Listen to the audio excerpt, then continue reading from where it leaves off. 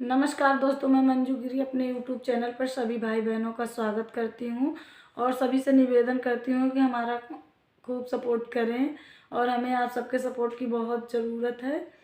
और मैं अपने मम्मी के साथ एक चुटकुला नाच गीत सुनाने जा रही हूं, बहुत सुंदर है और सुनना और खूब आनंद लेना। और कैसा लगा कृपया कमेंट में ज़रूर बताना।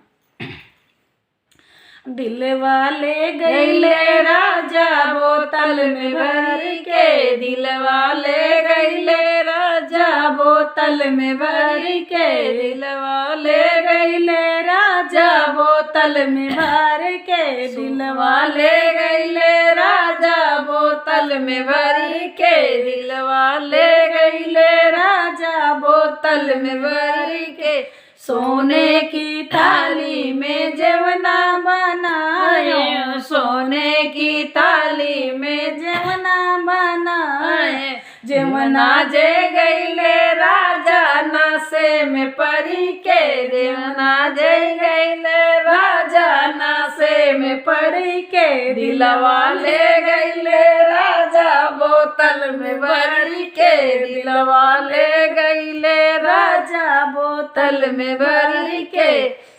जंजरे गेरुआ जमुना जल पानी, जंजरे गेरुआ जमुना जल पानी, गेरुआ घुट गईले राजा नासे में पड़ी के, गेरुआ घुट गईले राजा नासे में पड़ी के, दिलवा ले गईले राजा बोतल में भरी के, दिलवा ले गईले राजा बोतल में भरी के।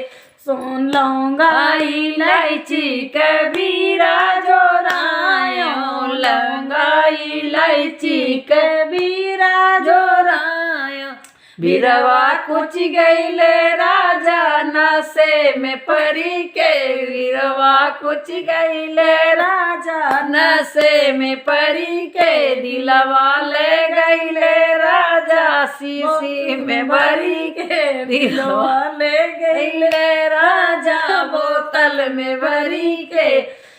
फूला जरिया जरी से जा लगायो, फूला जनिया बिने से जा लगायो, सजिया सुत गईले राजा नासे में परी के, सजिया सुत गईले राजा नासे में परी के, दिलवा ले गईले राजा बोतल में भरी के, दिलवा ले गईले राजा बोतल में भरी के, दिलवा ले गईले राजा बोतल में भरी के। धन्यवाद दोस्तों, नेक्स्ट वीडियो में मिलते हैं।